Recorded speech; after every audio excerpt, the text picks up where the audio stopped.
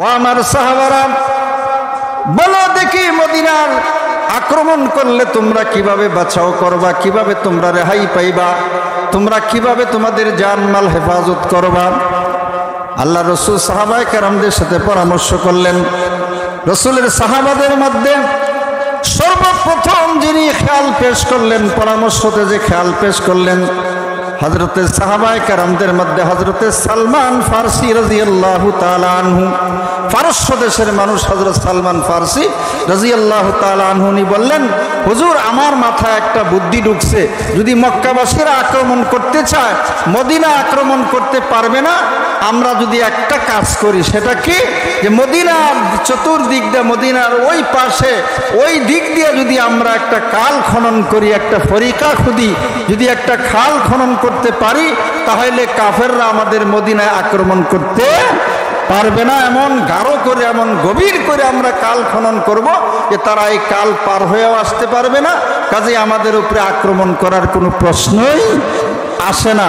হযরতে সালমান ফারসি রাদিয়াল্লাহু তাআলা আনহুর এই পরামর্শ, কারণ হযরত সালমান ফারসি এই পরামর্শ কেন দিলেন, যে উনি ফারস্য দেশের মানুষ ছিলেন, মাটি খোদা, কাল খনন করা, পুকুর খনন করা, নদী নালা খনন করা, ওই ব্যাপারে বড় পারদর্শী ছিল পারস্যের মানুষ। এই জন্য হযরত সালমান ফারসি রাদিয়াল্লাহু তাআলা আনহু এই পরামর্শ দিলেন। এরপরে হুজুর জিজ্ঞাসা করলেন, সালমান, এই কালটা কিভাবে খনন করা হবে, কেমনে, কারা কতটুকু খুঁজবে? হযরতে সালমান ফারসি বলেন, ইয়া রাসূলুল্লাহ, ইয়া হাবিবাল্লাহ, উহুদ পাহাড়ের সাইড দিয়া 10 হাত গভীর, 10 হাত পাশে, অর্থাৎ 10 গজ লম্বা, 10 গজ পাশে হবে আর 10 হাত গভীর হবে, এত গভীর করে আমরা কাল খনন করব। আল্লাহ রাসূল সাল্লাল্লাহু আলাইহি সাল্লাম বললেন, ঠিক আছে। সালমানের পরামর্শ অনুযায়ী ঘোষণা হলো, সকলেই কাল খনন করবা। সালমান, তুমি কতটুকু খোদাই করবা? হযরতে সালমান বললেন, ইয়া রাসূলুল্লাহ, অন্য সাহাবীরা যা নেবে তার থেকে আমি 7 গুণ বেশি খনন করব। হযরতে সালমান বললেন, আমি হুজুর একা 1 হাত, 2 হাত, 10 হাত, 20 হাত নয়, 70 হাত খাল খনন আমি এক হাতে করব। সুবহানাল্লাহ। কত হাত? 70 হাত উনি একাই নিলেন। 10 হাত গভীর, 10 হাত পাশে, লম্বা 70 হাত, এতটুকু কাল খনন করার জন্য উনি দায়িত্ব নিলেন। বাকি সাহাবীদেরকে প্রত্যেককে 10-10 হাত করে দেওয়া হয়েছে, 7 জনে 70, আর হযরতে সালমান ফারসি একাই 70 হাত কাল খনন করবেন। বলেন সুবহানাল্লাহ। বরকত দেখেন, কাল খনন শুরু হয়ে গেল। মাটি খোদা হয় শীতকাল, শীতের মৌসুম, 1 দিন, 2 দিন, 3 দিন হয়ে গেল, সাহাবাদের পেটে খাবার নাই, নবীর পেটেও খাবার নাই। হুজুরের পশম, বুকের পশম, পেটে পশম ছিল গাঢ়, হুজুরের পেটের ভিতরে মাটি লাইগা গেল, গর্দ গোবাল লাইগা গেল, ময়লা লাইগা গেল, আর সাহাবীদের পেটে না খাবার নাই, এক একজনের পেট পিঠের সাথে লেগে গেল। না খায় না খায় ইসলামের জন্য, দুশমন থেকে বাঁচার জন্য, মক্কার আক্রমণ থেকে বাঁচার জন্য সাহাবায়ে কেরাম দীপ্ত কণ্ঠে মাটি খুঁড়তেছেন আর বলতেছেন, আল্লাহুম্মা নাহনুল্লাযী বায়াউ মুহাম্মাদান আলাল জিহাদি মা বাকিনা আবাদান। আর ডেঞ্জা যাইতে থাকে। ঠিক ওয়াজ নসিহতটা বসার পরে, বয়ানে বসার পরে এক একটা হরফ, এক একটা অক্ষর জবান দেয়া বলা যায়, তখনই যখন আল্লাহ পাক ব্রেইনের ভিতরে ডাইলা দেয়। ঠিক না বেঠিক? এজন্য আপনারা যে আজকে এই মাহফিলটা হচ্ছে, খুশি না বেজার? সত্যি খুশি? কোথায় খুশি? মাঠ তো খালি। কিছু লোক বোধহয় বেজার, কিছু লোক বোধহয় অসন্তুষ্ট। এই মাহফিল হওয়ার কথা ছিল গত মাসের 17 তারিখ। ঠিক না বেঠিক? যে কোনো কারণেই হোক, যে কোনো ভাবেই হোক, মাহফিলটা গত মাসে হয় নাই। আজকে এমন একটি সুন্দর জায়গা, ঈদগার ময়দানে, ঈদগার মাঠে, আমি তো এত বড় প্লেস ডেন্ডাবরে কোনো মাদ্রাসার মাহফিলে দেখি নাই। কথা ঠিক না বেঠিক? এত সুন্দর প্লেস, আমি ডান্ডাবর কোথায় কোনো মাঠ মুঠ দেখি না, যেই মাঠ আছে কোনো না কোনো অসুবিধা আছে। মাশাআল্লাহ, এত বড় আয়োজন, বিশাল প্যান্ডেল, বিশাল মানুষ। এই জন্য যারা রাস্তাঘাটে, দোকানপাটে, বাড়ি ঘরে আর হুজুর বয়ান শুরু করে নাই যাব যাব যাব যাব, ভাই কোন কথার বরকত আমার মুখ থেকে বাহির হবে, কোন হুজুরের মুখ থেকে বাহির হবে, কোন সময়টুকু বরকতের হবে, একমাত্র ছাড়া আল্লাহকে আর কেউ জানেন। কথা ঠিক কিনা? এক বুজুর্গ নৌকা দিয়ে যাইতেছে, দেখে নদীতে অনেক মাছ লাফালাফি করতেছে। হঠাৎ করে মুখ দিয়ে বাহির হইছে, আল্লাহ একটা মাছ যদি তুমি নৌকায় উঠাইয়া দিতা, নৌকায় চলে আসতো। বুজুর্গের মুখ দিয়ে দুয়াটা বাহির হইছে। বিশ্বাস করেন আর না করেন, কিতাবে লেখে ওই বুজুর্গ সাথে সাথে যখন মাছ একটা নৌকায় উঠে পড়ছে, সুবহানাল্লাহ, যখন মাছ উঠে পড়ছে, এখন বুজুর্গ কাঁদতে লাগছে, হই হই করে কাঁদতে লাগছে, হা হা করে কাঁদতেছে। মানুষে জিজ্ঞেস করে, তুমি কাঁদো কেন? তুমি না মাছ চাইলা, আর মাছ তো ঠিকই নৌকায় উঠে গেল। বুজুর্গ বলে, হায় সর্বনাশ, এই সময়টা, এই টাইমটা এত দামি, এত মূল্যবান, যদি আমি জানতাম, আমি মাছ না চেয়ে আল্লাহর কাছে জীবনের গুনাহ মাফ চাই। ভাই কোন সময়টা দামি, এটা কি আমাদের জানা আছে? জানা আছে? যখন আমরা ওয়াজ বহুত মসজিদে বয়ান শুনি প্রতি শুক্রবারে, যে এই শাবান এবং রজব মাস আসলে জনাবে রাসূলুল্লাহ সাল্লাল্লাহু আলাইহি ওয়াসাল্লাম এই দোয়া বেশি বেশি করতেন। কি দোয়া? আল্লাহুম্মা বারিক লানা ফি রজব ওয়া শাবান ওয়া বাল্লিগনা রমাজান। আল্লাহুম্মা বারিক লানা ফি রজব ওয়া শাবান ওয়া বাল্লিগনা রমাজান। অর্থ হচ্ছে, আল্লাহ তুমি শাবান এবং রজব মাসে বরকত দাও, আমাদেরকে মাহে রমজান পর্যন্ত পৌঁছায়া দাও। নবী বরকতের দোয়া করছেন এই শাবান মাসে। তাহলে বরকত বলতে কোনো কিছু আছে না নাই? জীবনে বরকত, হায়াতে বরকত, রিজেকে বরকত, কামাইতে বরকত, ধন দৌলতে বরকত, সন্তানে দিতে বরকত, স্ত্রীতে বরকত, হাঁটায় বরকত, চলায় বরকত, খাওয়ায় বরকত, ঘুমানোয় বরকত, পেশাব পায়খানা করায় বরকত। সর্বক্ষেত্রে যদি আল্লাহর বরকত না পাওয়া যায়, একটা মানুষ জীবনে কোনোদিন উন্নতি লাভ করতে পারে না। কে বলেন পারে? বরকত ছাড়া পারবো? বরকত কাকে বলে? একটা ঘটনা মনে পড়ছে, সময় বোধহয় কম, কারণ বক্তারা আসবেন, আমরা তো ঐচ্ছিক। আমার আব্দুল বাতেন ভাই, মুজাহিদি ভাই ঐচ্ছিক, আমি ঐচ্ছিক, কারণ এলাকার হুজুর যে কোনো সময় বয়ানের সুযোগ আছে, কিন্তু বয়ানের সুযোগ দেয়া দেই কেন, বাহিরে বক্তা আইনা যে ওয়াজ করাম, তার থেকে মোটেও কম হবে না ইনশাআল্লাহ। কথা ঠিক না বেঠিক?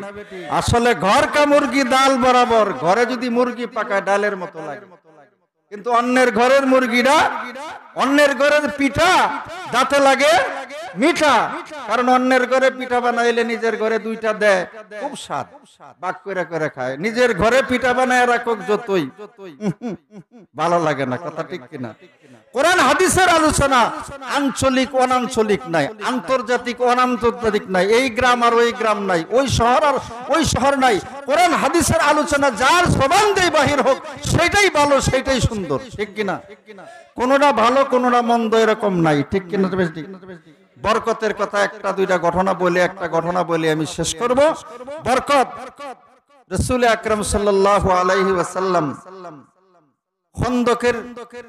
খন্দকের যুদ্ধের জন্য মদিনার চতুর্দিক দিয়ে চতুর্থ হিজরিতে যে মক্কার কাফেররা মদিনায় এমন একটা আক্রমণ করবে যে মক্কার কাফেরদের আক্রমণে মদিনায় মুসলমান কাউকে থাকতে দিবে না, সবাইকে মেরে ফেলবে। এরকম একটা প্ল্যান করছে মক্কার লোকেরা। আল্লাহ রাসূল সাল্লাল্লাহু আলাইহি ওয়াসাল্লাম সাহাবায়ে কেরামদেরকে ডাকলেন, ও আমার সাহাবারা, ও আমার সাহাবারা, বলো দেখি মদিনার আক্রমণ করলে তোমরা কিভাবে বাঁচাও করবা, কিভাবে তোমরা রেহাই পাইবা, তোমরা কিভাবে তোমাদের জানমাল হেফাজত করবা। আল্লাহ রাসূল সাহাবায়ে কেরামদের সাথে পরামর্শ করলেন।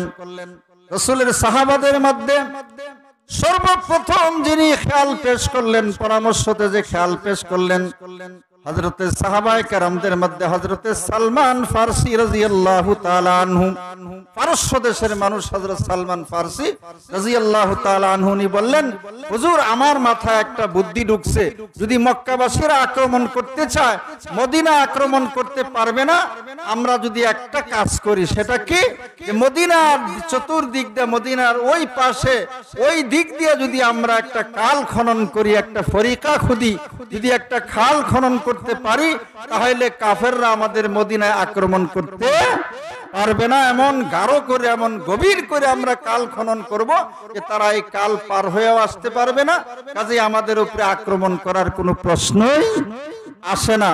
হযরতে সালমান ফারসি রাদিয়াল্লাহু তাআলা আনহুর এই পরামর্শ, কারণ হযরত সালমান ফারসি এই পরামর্শ কেন দিলেন, যে উনি পারস্য দেশের মানুষ ছিলেন, মাটি খোদা, কাল খনন করা, পুকুর খনন করা, নদী নালা খনন করা, ওই ব্যাপারে বড় পারদর্শী ছিল পারস্যের মানুষ। এজন্য হযরত সালমান ফারসি রাদিয়াল্লাহু তাআলা আনহু এই পরামর্শ দিলেন। এরপরে হুজুর জিজ্ঞাসা করলেন, সালমান, এই কালটা কিভাবে খনন করা হবে, কেমনে, কারা কতটুকু খুঁজবে? হযরতে সালমান ফারসি বলেন, ইয়া রাসূলুল্লাহ, ইয়া হাবিবাল্লাহ, উহুদ পাহাড়ের সাইড দিয়া 10 হাত গভীর, 10 হাত পাশে, অর্থাৎ 10 গজ লম্বা, 10 গজ পাশে হবে আর 10 হাত গভীর হবে, এত গভীর করে আমরা কাল খনন করব। আল্লাহ রাসূল সাল্লাল্লাহু আলাইহি সাল্লাম বললেন, ঠিক আছে। সালমানের পরামর্শ অনুযায়ী ঘোষণা হলো, সকলেই কাল খনন করবা। সালমান, তুমি কতটুকু খোদাই করবা? হযরতে সালমান বললেন, ইয়া রাসূলুল্লাহ, অন্য সাহাবীরা যা নিবে তার থেকে আমি 7 গুণ বেশি খনন করব। হযরতে সালমান বললেন, আমি হুজুর একা 1 হাত 2 হাত 10 হাত 20 হাত নয়, 70 হাত খাল খনন আমি এক হাতে করব। সুবহান। কত হাত? 70 হাত উনি একাই নিলেন। 10 হাত গভীর, 10 হাত পাশে, লম্বা 70 হাত, এতটুকু কাল খনন করার জন্য উনি দায়িত্ব নিলেন। বাকি সাহাবীদেরকে প্রত্যেককে 10-10 হাত করে দেওয়া হয়েছে, 7 জনে 70, আর হযরতে সালমান ফারসি একাই 70 হাত কাল খনন করবেন। বলেন সুবহানাল্লাহ। বরকত দেখেন, কাল খনন শুরু হয়ে গেল। মাটি খোদা হয় শীতকাল, শীতের মৌসুম। 1 দিন 2 দিন 3 দিন হয়ে গেল, সাহাবাদের পেটে খাবার নাই, নবীর পেটেও খাবার নাই। হুজুরের পশম, বুকের পশম, পেটে পশম ছিল গাঢ়। হুজুরের পেটের ভিতরে মাটি লাইগা গেল, গর্দ গোবাল লাইগা গেল, ময়লা লাইগা গেল। আর সাহাবীদের পেটে না খাবার নাই, এক একজনের পেট পিঠের সাথে লেগে গেল। না খায় না খায়, ইসলামের জন্য, দুশমন থেকে বাঁচার জন্য, মক্কার আক্রমণ থেকে বাঁচার জন্য সাহাবায়ে কেরাম দীপ্ত কণ্ঠে মাটি খুঁড়তেছেন আর বলতেছেন, আল্লাহুম্মা নাহনুল্লাযী বায়াউ মুহাম্মাদান আলাল জিহাদি মা বাকিনা আবাদান। বলতেছেন, আমরা মুহাম্মাদের হাতে বায়াত হয়েছি, যতদিন আমাদের জান আছে, জীবনে জীবন আছে, ততদিন পর্যন্ত আমরা জিহাদ ছাড়বো না, জিহাদ করেই চলবো।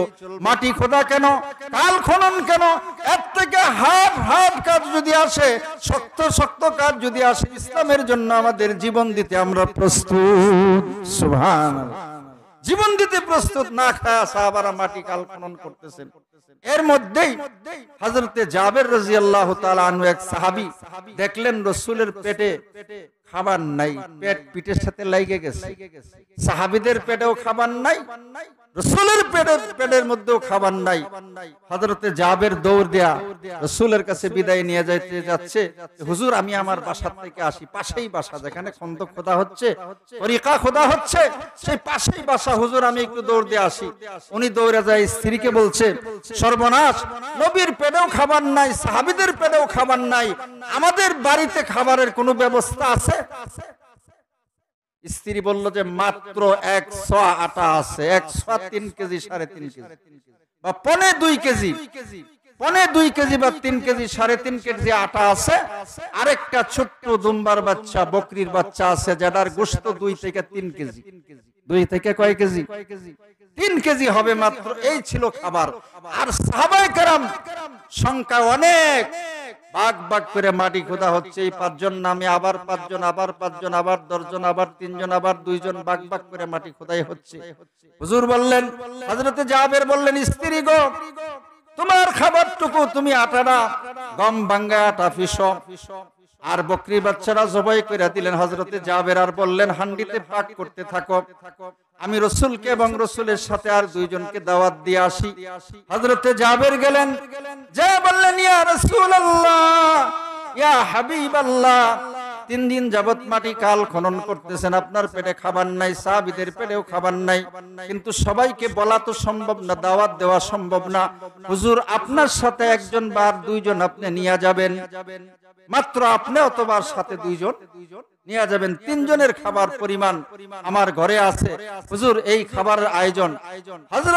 হুজুর বললেন, জাবের, চিন্তা করো না, শোনো, তুমি যে বলো স্ত্রী আটা খামিরা বানাক, আটা গোলাক, রুটি যেন না বানায়, আর গোশত হান্ডিতে যেভাবে জাল হচ্ছে জাল হতে থাক, হান্ডিটা চুলার থেকে নামাবে না, আমি আসার পরে হান্ডির থেকে গোশত বেড়ে বেড়ে দিব এবং খামিরা দিয়ে আমি নিজ হাতে রুটি বানাইব। বলেন সুবহানাল্লাহ। নবীর হাতে বরকত আছে না নাই? নবীর হাতে বরকত আছে কিনা নাই? দেখবেন একটু পরে কি মজা, যে বরকত কত। হুজুর দাওয়াত রাখলেন, হযরতে জাবের জায়গা থেকে যাইতে পারে নাই বাড়িতে। হুজুর খন্দকবাসীদের সবাইকে ডাক দিয়ে বলতেছেন, ও খন্দকবাসীরা, ও কাল খননের বাইরা, শোনো, আজকে দুপুরের টাইমে একটু পরে হযরতে জাবের তোমাদের সবাইকে দাওয়াত করছে। সুবহানাল্লাহ। হযরত জাবের কথাটা শুই না স্ত্রীর কাছে যে আবেগ ভরা বলতেছে, স্ত্রী গো, সর্বনাশ হয়ে গেছে, আমি তো নবীকে এবং নবীর সাথে 2 জনকে দাওয়াত দিয়েছিলাম, কিন্তু হুজুর তো খন্দকবাসী যত লোক আছে সবাইকে দাওয়াত দিয়ে নিয়ে আসতেছে, এখন কি উপায় হবে? এখন কি উপায় হবে? হুজুর বলে, স্ত্রী প্রথমত রাগ করলেন, পরবর্তী বললেন, তুমি দাওয়াত দেওয়ার পরে হুজুর কিছু বলছেন কিনা, নবী কিছু বলছেন কিনা? নবী বলছেন, আটারা খামিরা কইরা রাখার জন্য আটা গুলে রাখো, আর গোশতরা হান্ডির থেকে নামাইবা না, চুলার থেকে নামাইবা না। হযরতে জাবেরের স্ত্রী কয়, তাহলে আমাদের কোনো চিন্তা নাই, হুজুর সবাইকে নিয়ে আইনা কেমনে খাওয়াইবেন এত অল্প সংখ্যক সামান্য খাবার দিয়া, একমাত্র আমার নবী ভালো জানেন। সুবহানাল্লাহ। হুজুর আসছেন, বলছেন, আমার কাছে খামিরাটা দাও। হুজুর বরকতের দোয়া দিবেন। খামিরার ভিতরে, আটার ভিতরে রুটি ছেঁকা হচ্ছে, বানানো হচ্ছে তন্দুরি রুটি। এক একটা রুটি বানানো হয়, আর এক একটা রুটির ভিতরে গোশতের টুকরা ধরে দেওয়া হয়, আর এক এক টুকরা গোশত, আর ওই রুটিটা এক এক সাহাবীর হাতে দেন, একজনে খান। ওই রুটি, এক রুটি খাইলেই সবার পেট ভরে যায়। সুবহানাল্লাহ। এইভাবে খাইতে খাইতে খাইতে 1 জন খান নাই, 2 জন খান নাই, 1000 সাহাবী ছিলেন, 1000। সুবহানাল্লাহ। এটা বরকত কার হাতে? আল্লাহ বরকত দিবেন নবীর হাতে। বলেন সুবহানাল্লাহ। তাহলে বরকত বলতে কিছু আছে না নাই? আছে কিনা নাই? সাহাবীরা বলেন, হুজুর, হুজুর পানি নাই, পানি কোথায় পাবো, পানি কোথায় পাবো? হুজুর বললেন, 1 বদনা পানি আনো, দেখো কোথায় খুঁজে 1 বদনা পানি আনো। হুজুর সাল্লাল্লাহু আলাইহি সাল্লামের সামনে 1 বদনা পানি আইনা দেওয়া হইল। নবী ওযু করলেন, এরপরে হাতটাকে বদনার মধ্যে ধরে রাখলেন। হুজুরের আঙ্গুলের ফাঁকা দিয়া ফোয়ারার মতো পানি প্রবাহিত হইতে লাগলো। জোরে বলেন সুবহানাল্লাহ। 300 সাহাবা 1 বদনা পানির বরকতে ওযু করছে। সুবহানাল্লাহ। বরকত আছে কিনা নাই? আজকে আমরা এই যে কামাই করি, বরকত নাই, এই যে রুজি করি, বরকত নাই, এই যে চেষ্টা করি, বরকত নাই, এই যে ইনকাম করি, বরকত নাই। কারণ বরকত কার হাতে? বরকত কার হাতে? বরকত দেয় কে? আরে বরকত হলো যে অল্পর দ্বারাই যে অনেক কাজ করা যায়, যার হায়াত জীবন অল্প। আমাদের নবীর বয়স ছিল না। নবী কত বছর বেঁচে গেছেন দুনিয়াতে? 63 বছর। কত বছর? এমন কোন কাজ আছে যে নবী করেন নাই, দেখান নাই, আমল করেন নাই, বলেন নাই? ধর্মের, দিনের, ইসলামের জন্য, ইমানের জন্য এমন কোন কাজ রাসূল নাই যে করেন নাই।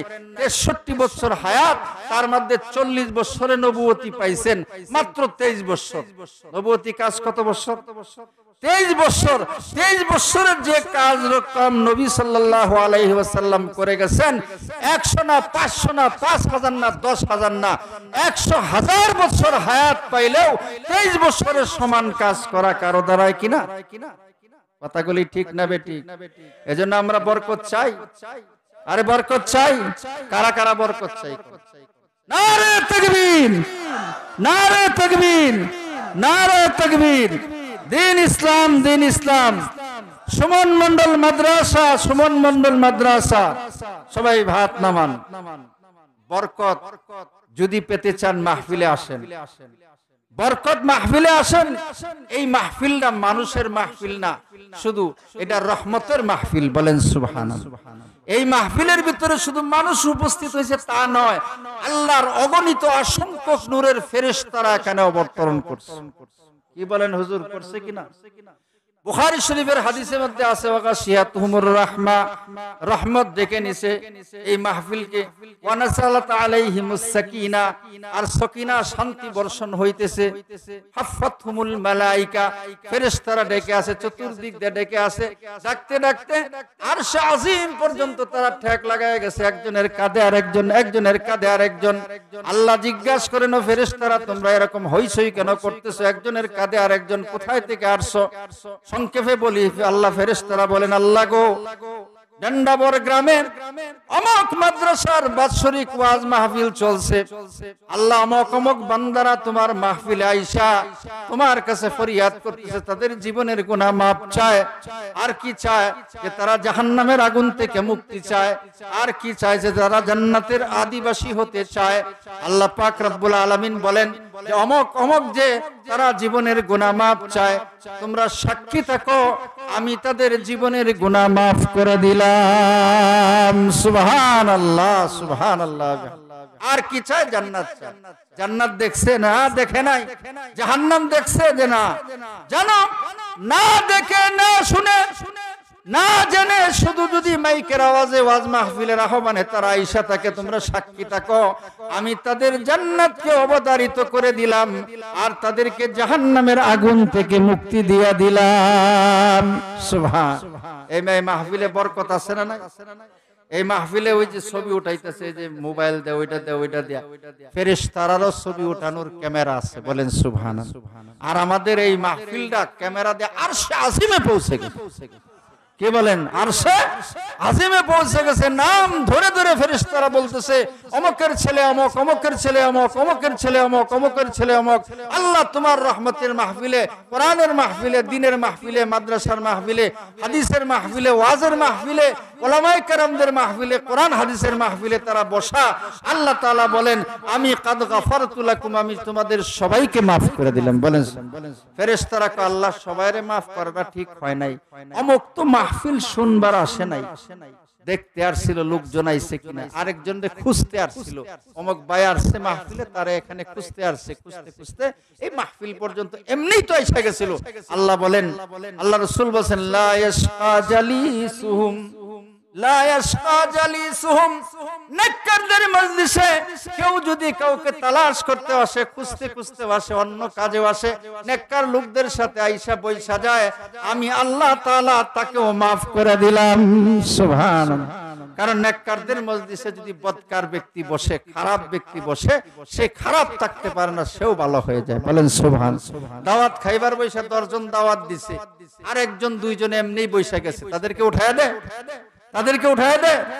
মানুষ যদি উঠায়ও দেয়, আমার আল্লাহ উঠান না, আমার আল্লাহ উঠান না, তাদেরকেও মাফ করে দেয়। কাজে আজকে এই কোরআন হাদিসের মজলিস, কোরআন হাদিসের মাদ্রাসা, এই কোরআন হাদিসের মাহফিল, এই মাহফিল কি প্রতিদিন হয়? প্রতিদিন হয়। কালকে হবে, পরশু হবে, তরশু হবে। গতকাল হয়েছিল এই মাদ্রাসার মাহফিলটা। গত বছরও একটা অ্যাক্সিডেন্ট হয়েছে, সমস্যা হয়েছে, বৃষ্টি। মনে আছে আপনাদের? গত বছর সমস্যা হয় নাই? বৃষ্টি আল্লাহর পক্ষ থেকে ফয়সালা হয়ে গেছে বৃষ্টি, যার জন্য আমরা প্রাণ ভরে বসে ওয়াজ শুনতে পারি না, কারণ মাদ্রাসার ফিল্ডা জায়গা ছিল স্বল্প। আলহামদুলিল্লাহ, আলহামদুলিল্লাহ, এবছর মন ভরছে না, প্রাণ ভরে গেছে না? একটু জিকির করেন। ওই যে ভাইরা আসতেছে, লা ইলাহা, জোরে লা ইলাহা,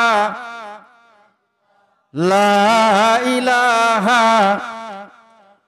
লা ইলাহা জোরে লা ইলাহা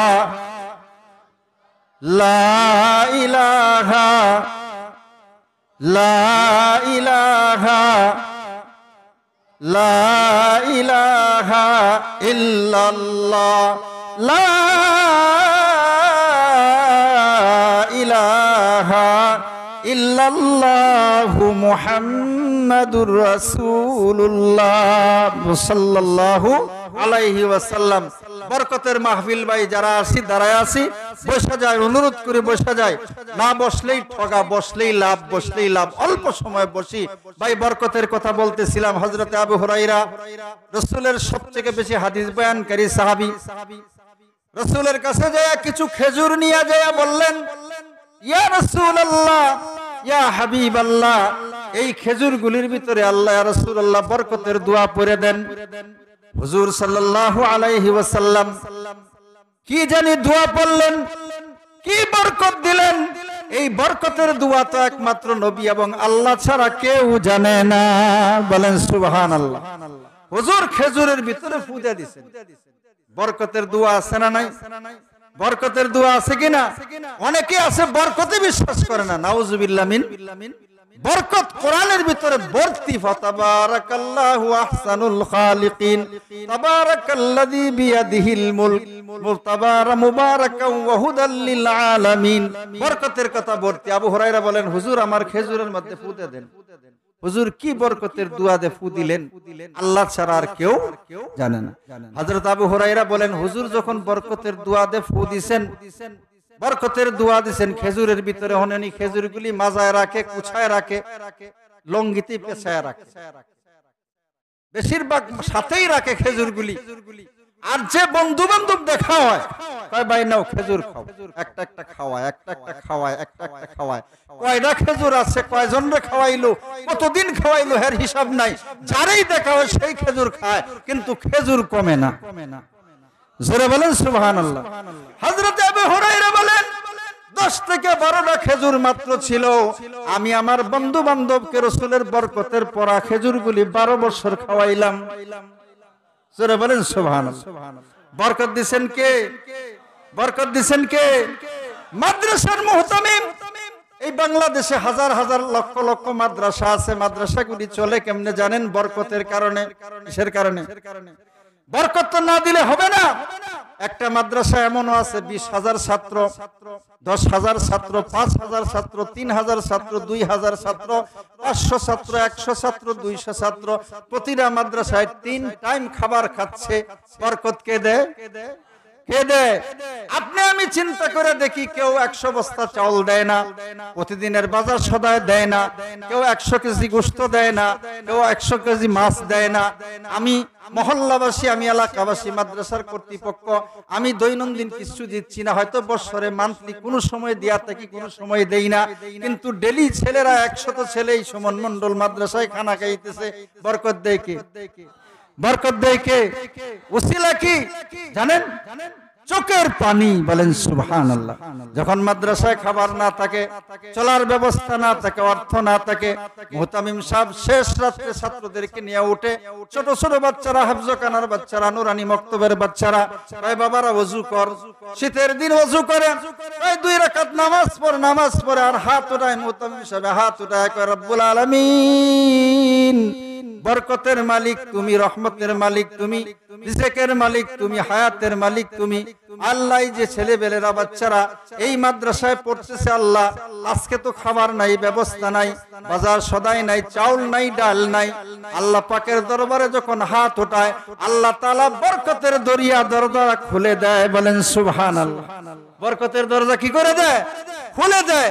এরপরে দেখবেন দিন বেলা হইলে টিকি বাজার করতেছে, চাউল আসতেছে, ডাইল আসতেছে, অমুকে টাকা দেয়, তমুকে টাকা দেয়, তমুকে টাকা দেয়। এগুলি মাদ্রাসাগুলি চলে বরকত দ্বারা। কি দ্বারা?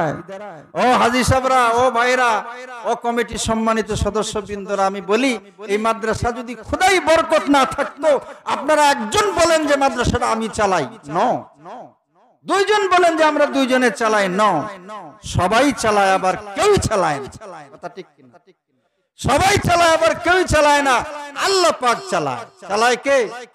বরকত, কোরআনের বরকত। ছেলেরা শুরু শুরু শেষ হতে উইটা পড়তেছে আউযু বিল্লাহি মিনাশ শাইতানির রাজিম, বিসমিল্লাহির রহমানির রহিম, ইন্নাল্লাহা হুয়ার রাজ্জাকু যুল কুওয়াতিল মাতিন।